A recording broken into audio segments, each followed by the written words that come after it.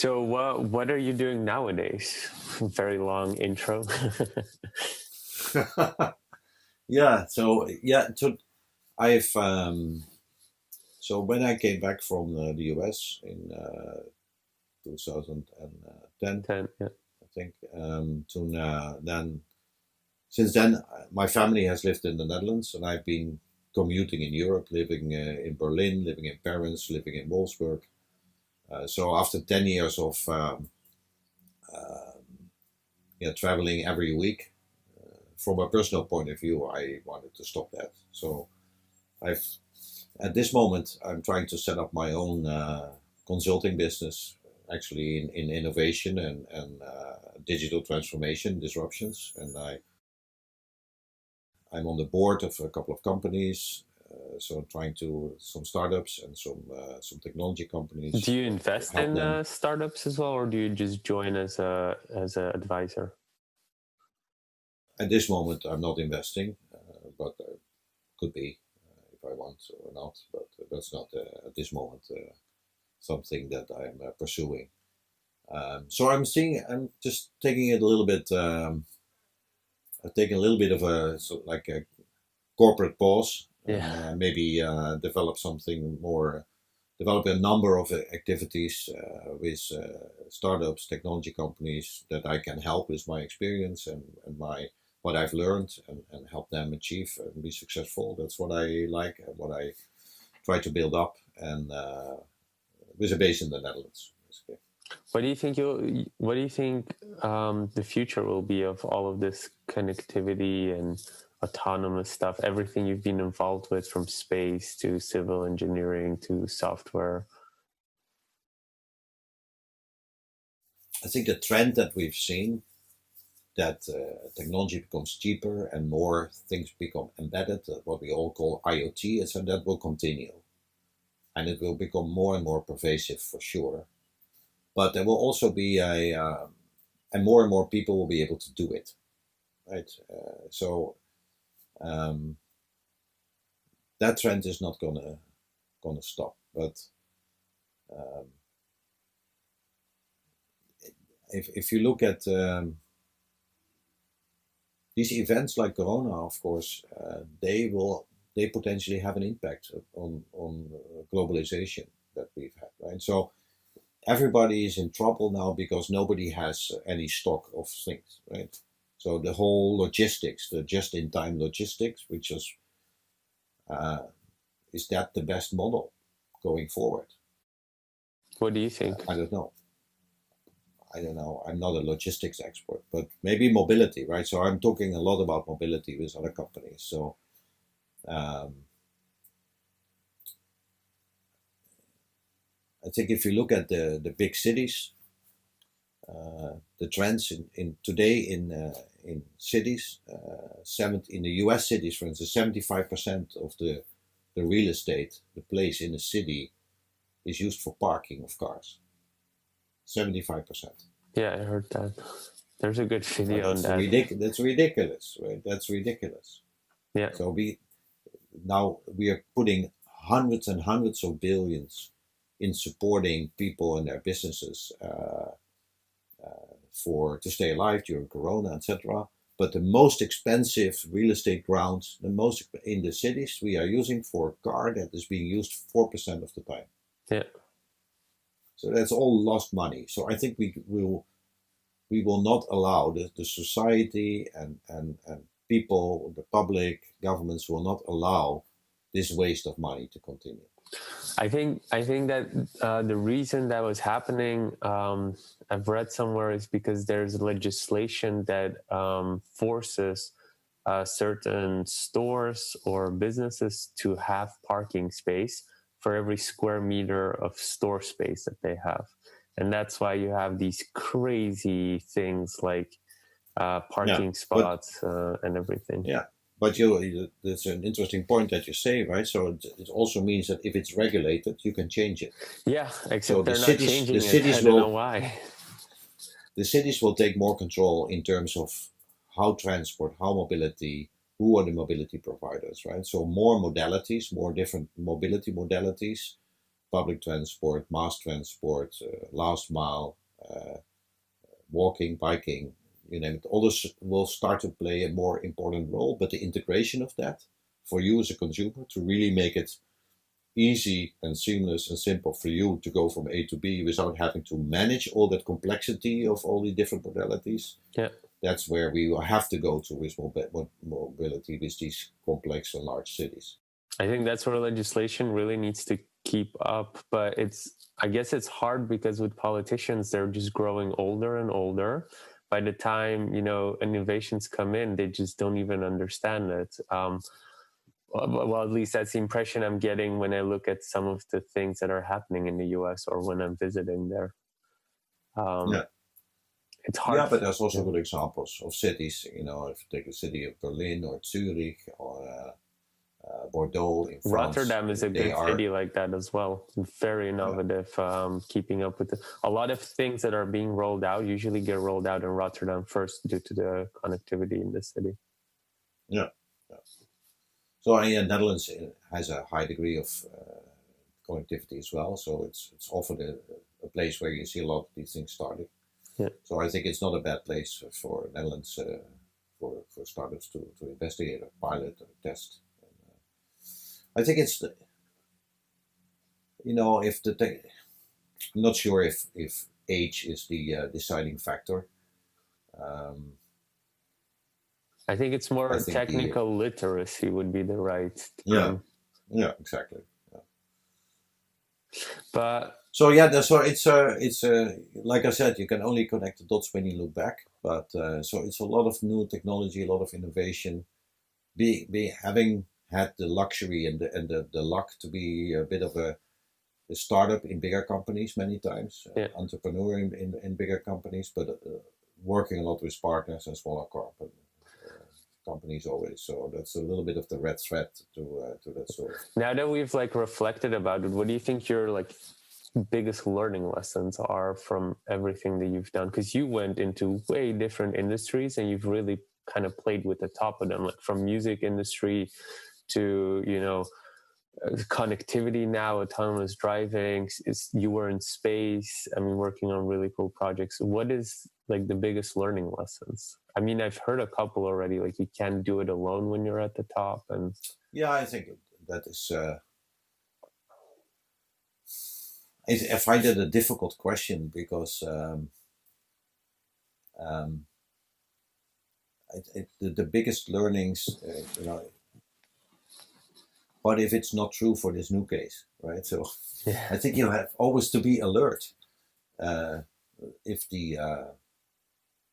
your learnings apply, or will they apply a little bit different? So I think that I'm a strong believer in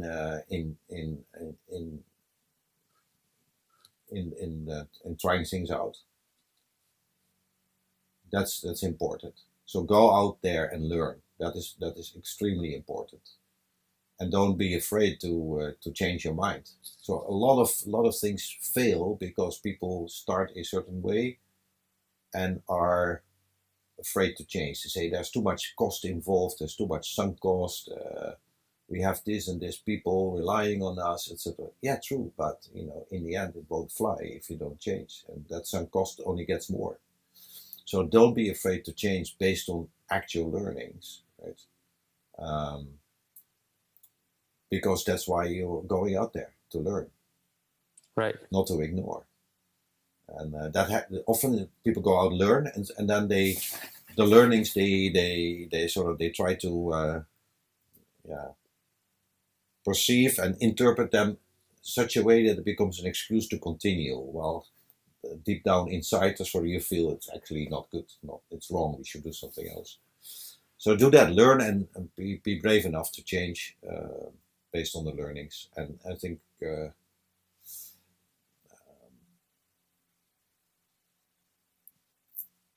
I think diversity.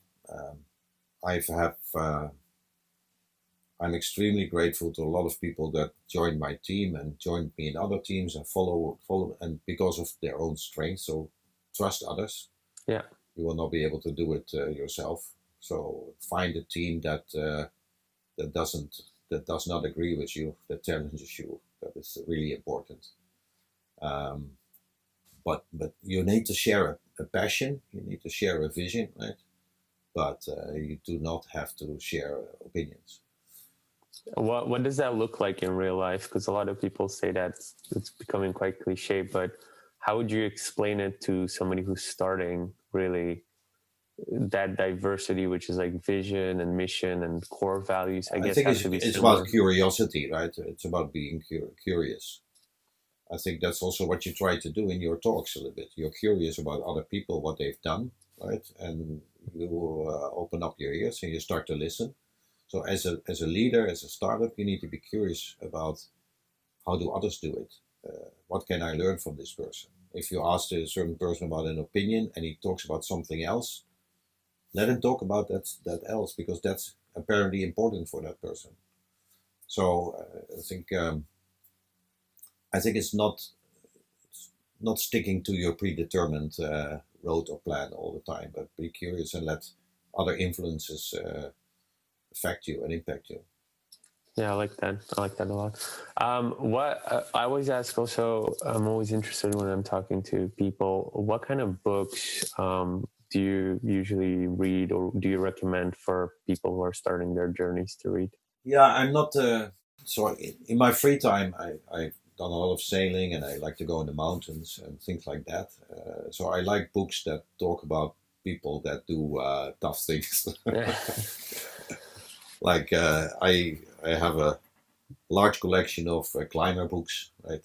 People that go in the mountains, things that go wrong, go well, those kind of Do you have an achievements. example of a book, a good read? Yeah, it's um, yeah. There's so many. I can't recall a title now directly. Of course, there's this amazing book, but it's already a bit older. Um, what's it now called? From Joe Simpson, the guy who was going to in the mountains. If you've never read it, I'll send you the title later over email. But he goes up to the mountain with a friend. They have to go down. Something. He breaks his leg, so and he goes down, and then he falls into a crevasse in the glacier. And then his Oh, mate gives didn't him they up. make a movie about that? They made a movie, but you have to read the book for sure. The book is better? Things like, yeah, I would say so. It's less Hollywood. Nice. Anyhow, but also a lot of books about. There's an enormous amount of books about people that shipwreck in the middle of the ocean and have to catch turtles and survive on water from turtle things like that. I find that a lot of amazing to read. A lot of biographies. Maybe it's my age. I start to become more interested in history also a little bit more now, and the occasional biography, of course, for people, but also sometimes just like a thriller or a novel. What was a good Quite biography diverse. you read?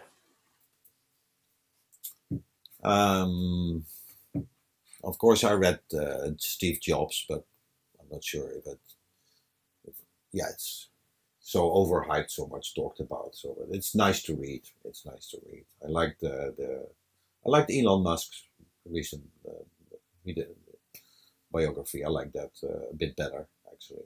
What did you like about it? Because he's also an engineer, kind of. It's just, yeah, I think his trust in technology is like amazing. He takes giant leaps, has an enormous trust in that technology will be able to solve a problem that he doesn't apprehend yet. So he's very brave in that sense. So I like that. What do you mean brave? Just Well, because he he takes trusts. huge risks based on and thinks out of the box how to solve things, right? So it's just mind blowing. I think that the number of companies that he has started and the impact of those companies with SpaceX, with Hyperloop, with Tesla. What do you think? Actually, we didn't cover that in the beginning, but what do you think about SpaceX as a space engineer who actually worked, before the Iron Curtain on everything, and everything was government funded, you said. I didn't ask you that question, but what do you think now of companies like SpaceX and well, if we wouldn't have SpaceX, we couldn't bring anybody to the International Space Station. Yeah, but that's a very private company who's, I think, looking It for is. profit. Yeah. So that is completely different to 20, 30 years ago. And that's so amazing about it. That's so brave about it. So if there was one industry where everybody would have thought this is typical government, right? Yeah. He's the one that broke that dogma. So I think it's also that would not have been possible 20 years ago because of the technology advances, sort of all the sensors that have become available at low price, at mass, and things like that. But also, I would say, the policy.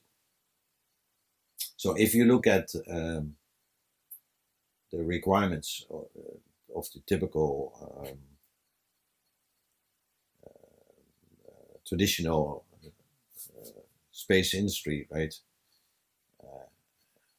All the ruggedized components, for instance, right? So instead of a transistor costing like a hundredths of a cent, it will cost €1. The only ruggedized CPU that was available at that time was maybe 186, right? While in the laptops you had a 486, Intel 486. They're old now, but at that time that was top of the bill. So your computing power was limited. So one project we did is the space station was the requirement was to build a ruggedized computer to control the robotic arm. It was hundreds and hundreds of thousands of euros. And with a team, we decided we're going to do it differently. We're going to bring 20 iPads and ThinkPads, IBM ThinkPads at that time. Yeah. And if it breaks, take the next. Right. So instead of spending a lot of money in a ruggedized computer with a very low capacity to do anything, we just brought commercial computers, put some metal plates on it, etc., for the flying irons, etc. And then when it broke down in these harsh conditions, you just took the next. But so wait, tenths of the price. But we're talking about changing it in space, right? Yeah. So you took that. Then that was in an International Space Station. Then they would have IBM ThinkPads on board instead of a very expensive ruggedized computer with an old CPU. Then they had full computing power of a modern computer. But so isn't it? What if all 10 break? As an example. Sorry? What if all over 10 time, yeah. But so isn't it expensive to ship more? Like, isn't that was no, because you would have, like, for those ruggedized computer, you need to have one on board, 1 second, one spare, one testing. Then so you had like 6 or 7 of those, right? So it was like many millions, and and they would then last 5 years, and the ThinkPad would last maybe 6 months, but every 6 months you would just put a new one there. So completely out of the box, different approach. Yeah. That would boost the capacity to sort of work with a strong CPU and do all kinds of things that were not possible on the ruggedized computer at a much lower cost. Just changing the policy. Yeah.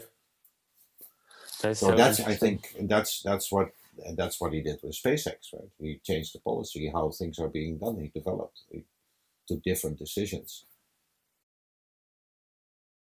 Yeah, that's a good analogy as to what SpaceX is doing. If you like this episode, you can check out our most recent one here. And if you haven't already, make sure you click here to subscribe and see the next one. But if you're interested in more tips and tricks, then make sure to join our Facebook group where you can find thousands of like-minded people and you get direct access and support to any business question from the entire startup funding event team.